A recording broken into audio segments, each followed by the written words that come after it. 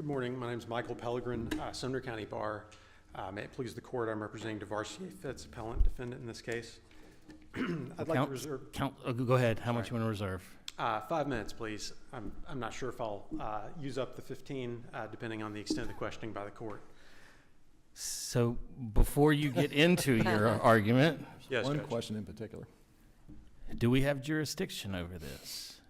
And here's why I ask. Yes. You saw the original order the court put down. I did.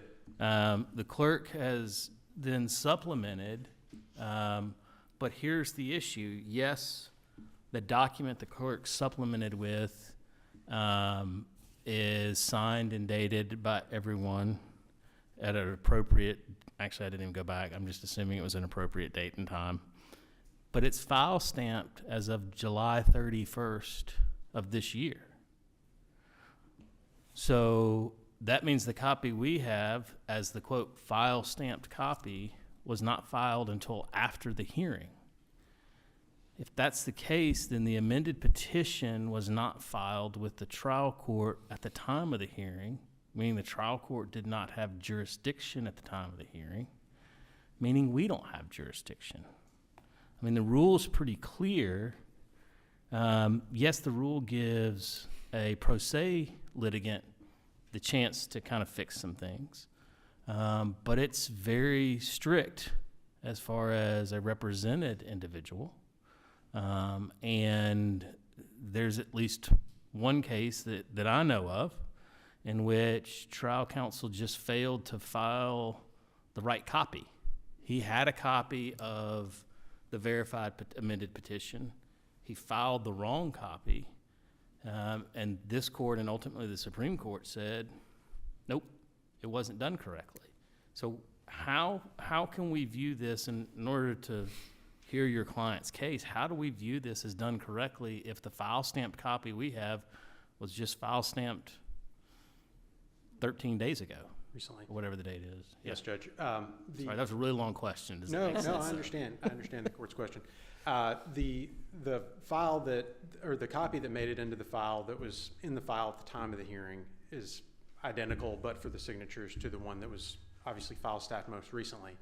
The verification from the client was obtained timely prior to the filing of the amended petition. Is there an earlier filing though? Well, there was an initial filing pro se by Right. I think Judge Dyer though is talking about the filing that we got that was in Yes, July. the Was amended that petition. same document filed earlier, or is the July filing the only filing? I think that was the only one that was properly stamped in. The other filing No, was was it actually filed? right with the clerk. Correct. It was not filed with the clerk. It was sent directly to the judge in the judge's office and made it into the court file unsigned at that time. Prior to any proof being opened in the post-conviction hearing. So is what Judge Dyer is asking you, is it true then that at the time of the hearing, there is no signed amended petition with a jurat or a sworn declaration? Well, aside from, there was no amended petition, correct? There was the original petition. Okay, would that have was been the filed. only thing before the post-conviction court at the time of the post-conviction hearing? That was the only thing that had been filed through the clerk's office at the time of the post-conviction hearing. Okay, how does the court have jurisdiction then? Well, Judge, I would say two things. One is the same claims of ineffective assistance were made in the original petition.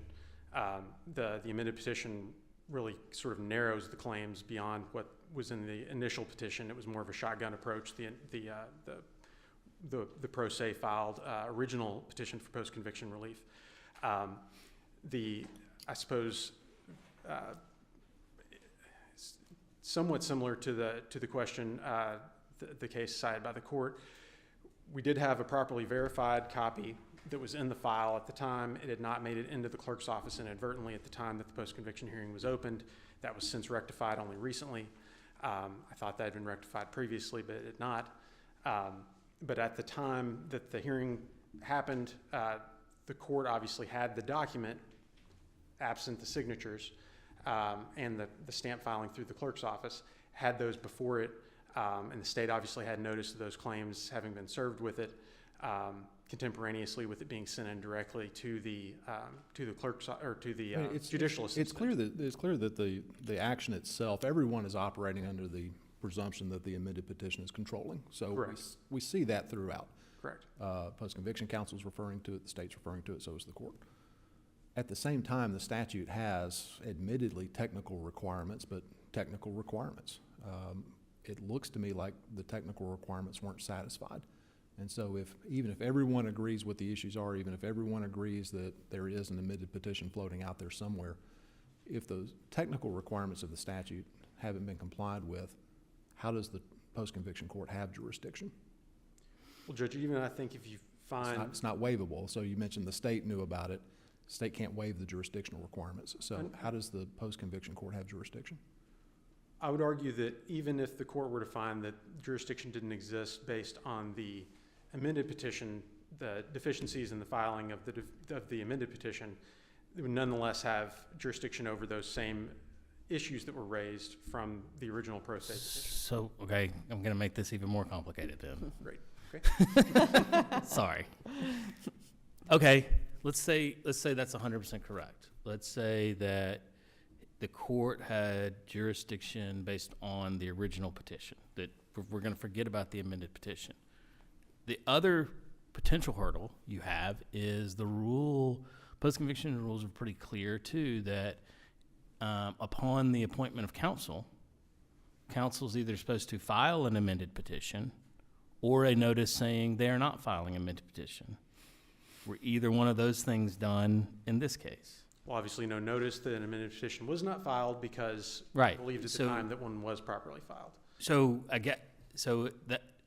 My question then is, what really is before the court? Because when the court enters that order appointing you, I don't know, I assume, were you the actual post-conviction attorney? I'm blaming you. I'm laying it on your feet.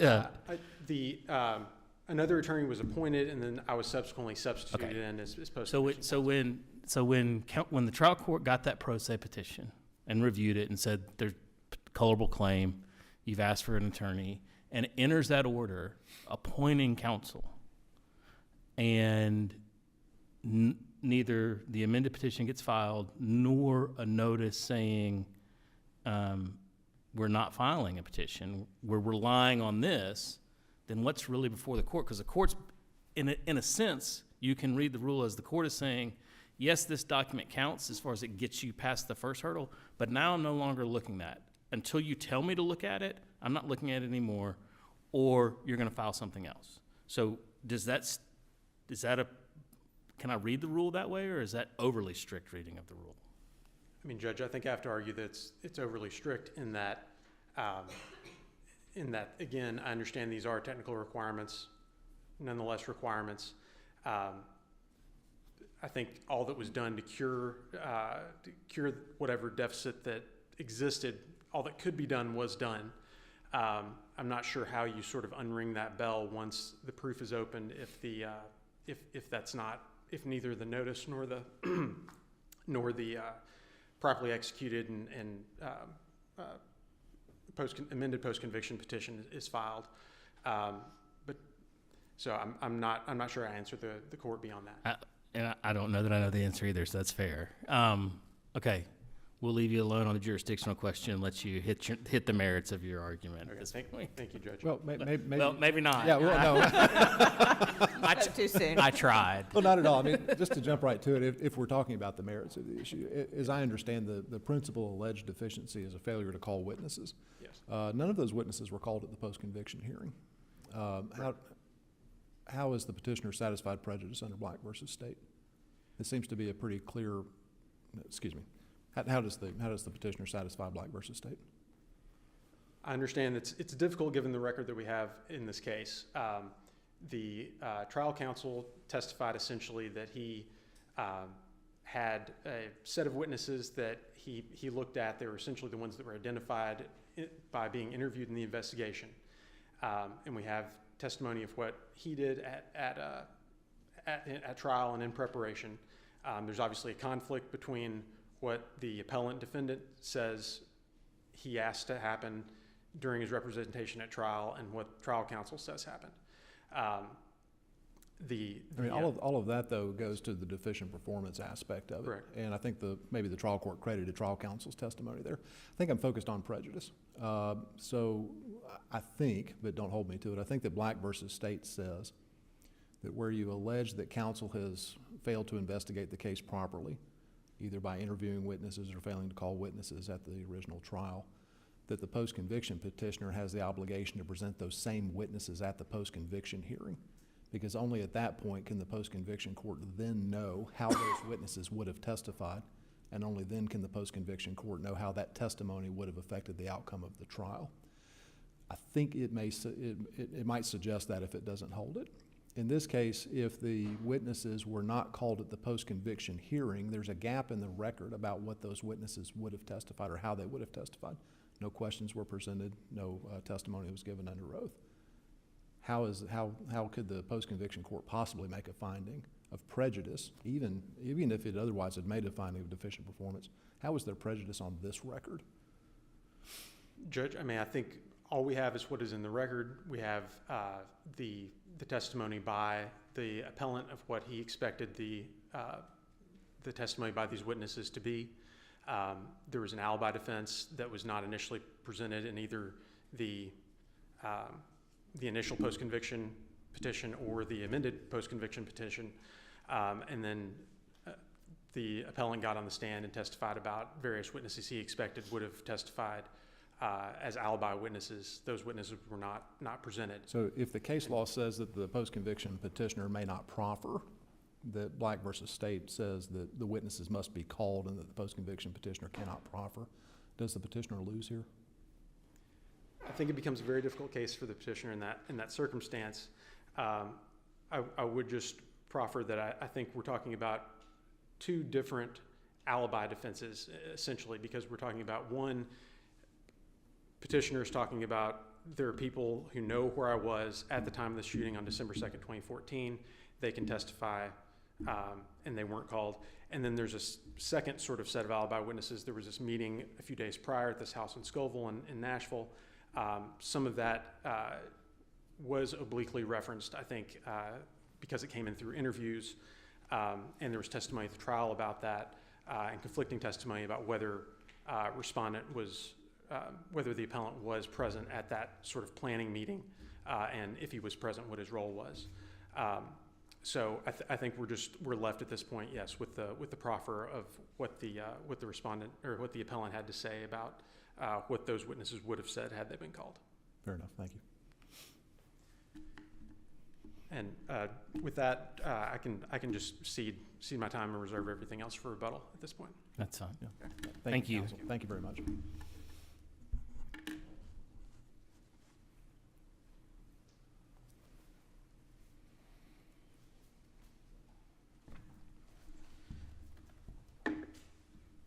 Good morning, Your Honors, and may it please the court. Ronald Coleman on behalf of the state. This court should affirm the denial of post-conviction relief, or maybe in the alternative. I was going to say, you know, the state did not bring up jurisdiction. And do you think we have jurisdiction here? So, admittedly, Your Honor, I was sort of flummoxed when I got this court's initial order questioning jurisdiction. I think after argument today, I understand the vein in which it's going down. I'm unaware of any case law, and you know, Your Honor referenced something, and if it's out there, then great, and the state certainly submits it to the court. But my understanding is that sort of both Rule 28 of the Tennessee Rules of the Supreme Court and TCA 4030-107 both have this sort of requirement that if counsel gets appointed or retained in post-conviction matters, that they have 30 days to either file an amended petition or file a certificate or a written notice that we aren't filing an amendment. Okay. I can't find anything in either the rule or the statute or a quick search, because honestly, this is coming at me a little bit blind. A quick search of Westlaw, I couldn't find anything that held that was jurisdictional, that somehow the trial court lost jurisdiction after that. So wait, if the petition, I'm going to change the facts a little bit in this case. Let's say that the day the amended petition was filed, it was actually stamp filed, okay? and it's not verified, and counsel's been appointed, and it's not verified by the petitioner, is that petition proper? Does the court have jurisdiction over that? I think those are two separate questions, at least my understanding. Under my hypothetical, does the court have jurisdiction over a file stamped, non-verified by the petitioner petition? Amended petition, thank you. So based on my understanding of the rule and the statute, the court doesn't have jurisdiction over that improper amended petition Okay. that fails to meet the requirements of the rule and statute. So if but when I file an amended, so I file a petition, and then I say, hey, you know what? I don't like that one. I'm going to file an amended one, which means, for all practical purposes, I've thrown out the original petition. The only thing before the court is the amended petition, correct? Oftentimes I'll see them incorporate but under your facts, That was going to be my question. Right. Did this one incorporate the original pro se petition? Because I don't believe that it did. the record will be more accurate than my quick perusal. I'm unsure if it. So if it didn't, what's the result there? Because then you don't have an incorporated original pro se petition, but you don't have a properly filed amended petition. I would think that because the amended petition was never properly filed, it never had any effect, and so the underlying pro se petition. Oh, you're gracious. It's honestly, Your Honors, I'm happy to file a supplemental briefing now that I understand the avenue that this court is taking. But in my quick research, I can't find anything under the rule or the statute that says somehow the trial court loses jurisdiction over either the initial pro se petition or post-conviction in general because counsel fails to comply with this requirement. If there's a case out there, then certainly it is persuasive. You're welcome to go search, and if you'd like to file something supplemental, you can. But I can tell you Quickly. there is case law out there in which I will give you the facts of the case, as I did earlier. Counsel was appointed and filed an amended petition. He had 2 copies of the amended petition, one that his client had verified, one his client had not verified.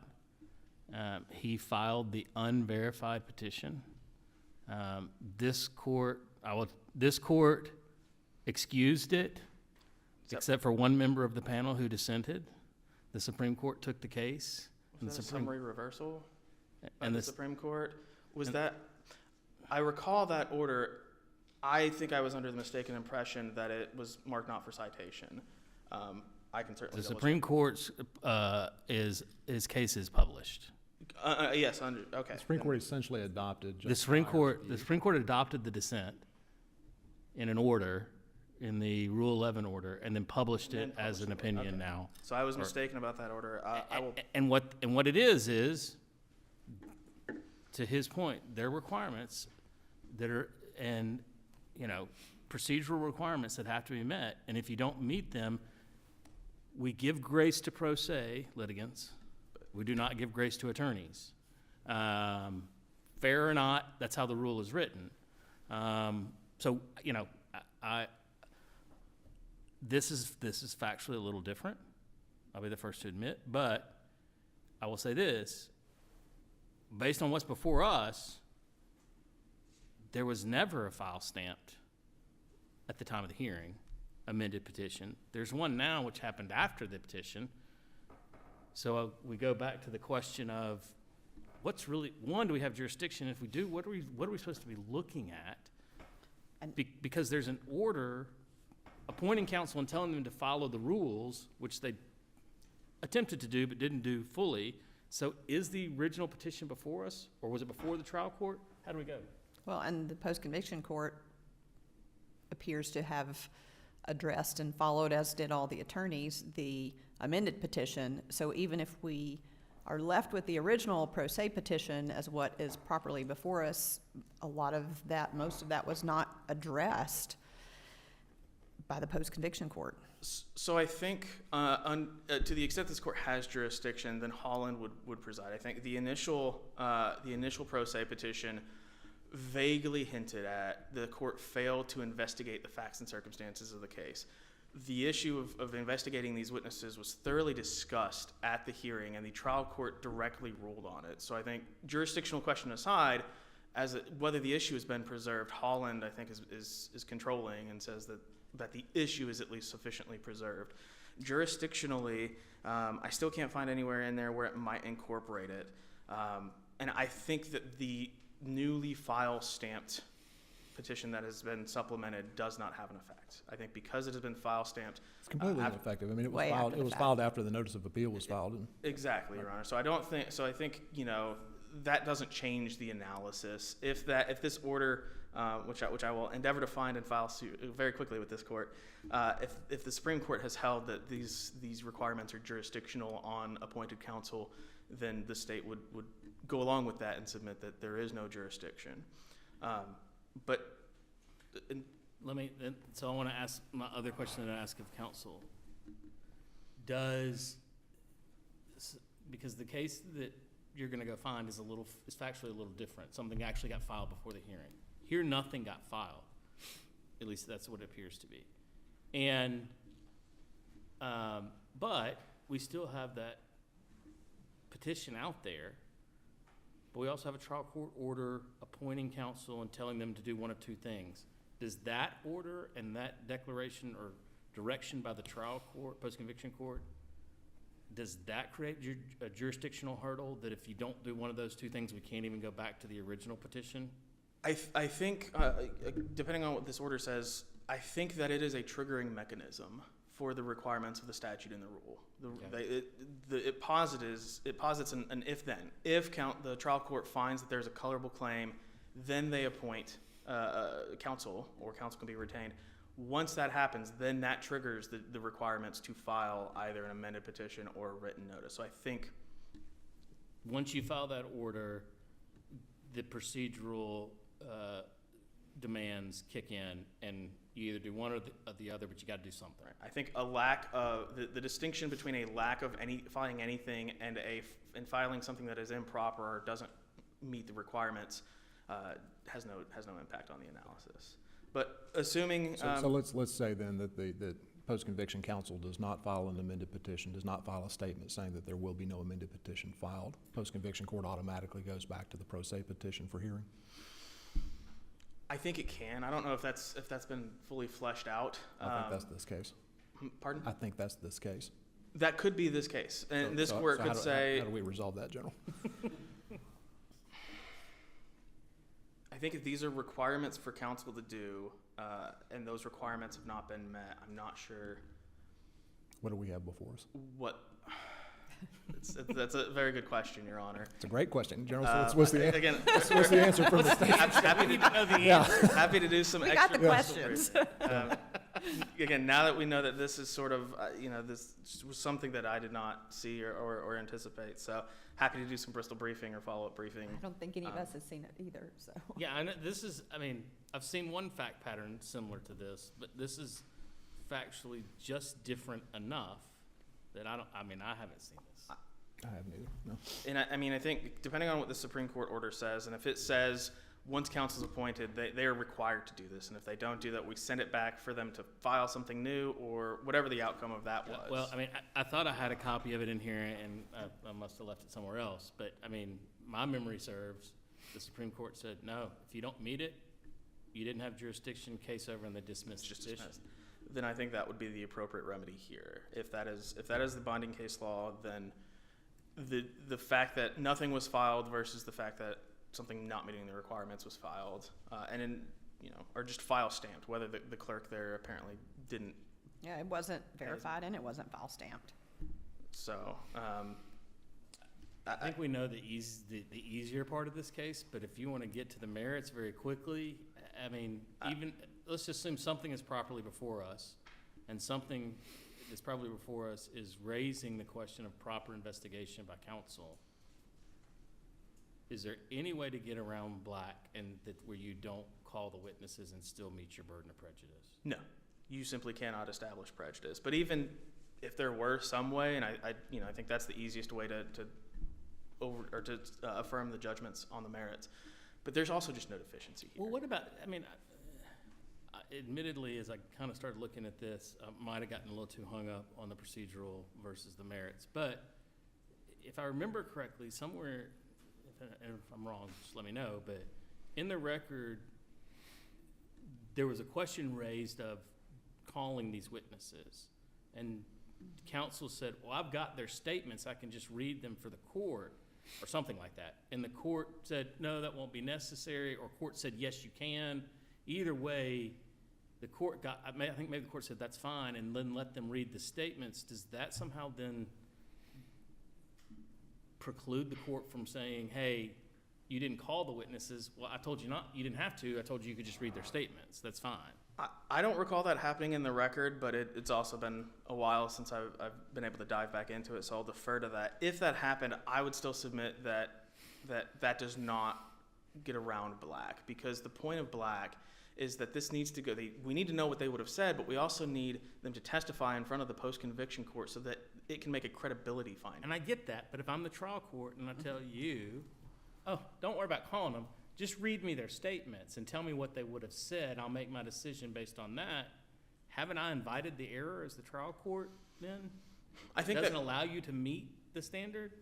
I think that would be a close call. If that's what happened here, I think then we still have the factual finding by the trial court of discrediting the petitioner's alibi. So even if we just sort of assume these witnesses would have said what they said and that they are somehow credible, the petitioner also said, I had an alibi, although my recollection is it was only about being at the house at the time the initial punishment. Ultimately, to the extent that he testified about an alibi at all, the court explicitly discredited that. But even if there's questions on prejudice, there's just no deficiency here. Counsel said, I knew who these witnesses were, and I chose not to investigate, or not to go and do further investigation for two main reasons. One was, in his experience, members who are alleged to be in gangs are not willing to cooperate or discuss the inner workings of that gang with anyone, including a gang member's attorney.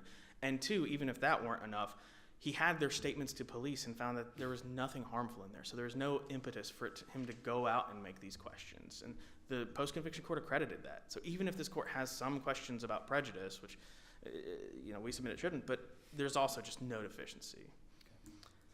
Unless this court has any other questions on the merits, we will certainly supplement the record, or supplement with this authority when we find it, to the extent that. No, go ahead. Well, just on the jurisdictional issue, I will say that at the time of and this is part of the record, I believe, at the time that the amended post-conviction petition was submitted to the court, not filed through the clerk's office, there was a show cause that had been issued to ask an amended petition to be filed by a date certain. On that date certain is when the amended post-conviction petition was submitted both to the trial judges, post-conviction judges, judicial assistant, and to the district attorney handling that. And apparently they considered that it satisfied their requirement. So I, to the extent that we're asking the court, I guess, to consider the amended petition, which obviously we are, I would submit that at least the court considered what was submitted to have satisfied that requirement and squelched the show cause that they had issued. Let me ask you the Yes. question I asked on the merits, though. Yes. Is my recollection somewhat close of what took place at the PC hearing, that offered to, there was a mention of calling the witnesses and the trial court made the statement, if you've got the statements, just let me know what they said, something close to that?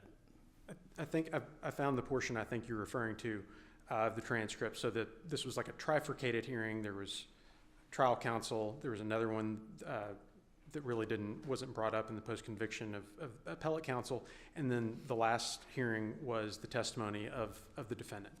And there's a sort of lengthy colloquy between the court, myself, and the district attorney about trying to get those interviews into the record, since that was the the proof was going to be closed at that hearing, and those witnesses weren't available. So this is not a situation where the witnesses were in the hallway and could have been called. This was a situation where the witnesses were never going to testify, but the proffer was for substitute evidence to come in about what they would have testified about. Is that correct? That's correct. There were a number of witnesses that were identified, I think, on the record by the appellant. There's something like 5 witnesses who were interviewed, and discs existed of their audio interviews with law enforcement. And then he identified a subsequent, I think, 3 people who were never interviewed by law enforcement. There is no, even outside the record, there is no part of the discovery that has what they would have said. And he says those people are the ones who would have provided an alibi on December 2nd, on the day of the shooting. But they were never available to be called during the post-conviction hearing. They were never, those folks were never available. I can tell you as an officer of the court that some of the people were not able to be located. Some were located and wouldn't discuss anything. Right. And so it was unclear what that testimony might have been if they were forcibly brought to court to testify. I thought the law of post-conviction, particularly on this kind of question, is that Black did not have an exception to it where you could proffer what the witness would have testified about. So, for example, in at least one case from 2020, Farrell versus State, this court held that you couldn't proffer, for example, statements or summaries of the witnesses. They still had to be called live. If that's the case, if that's the law, how do we get around that here if we do? Well, as I said, I think on direct questioning, I think obviously it presents a difficult proposition for the appellant. I think we're just stuck with the record that we have with the proffer from the appellant, and essentially the contradiction between his testimony of who he asked his counsel to investigate and to call versus. And I realize that goes to the ineffectiveness prong and not to the prejudice prong. And that's okay, of the Mr. question. President. I understand the answer. Yes. Yeah, thank you very much. Thank you. Anything else you wanted to add? I don't believe so, Judge. Thank you. Yeah. Thank you very much today. I will say this, if either side would like to present any supplemental filing within 10 days, so that would be the 22nd of August per my calculations. If you're going to supplement with anything, please do so on or before the 22nd of August. Okay. Thank you both very much. Madam Clerk, you call the next case, please. State of Tennessee versus Daversea.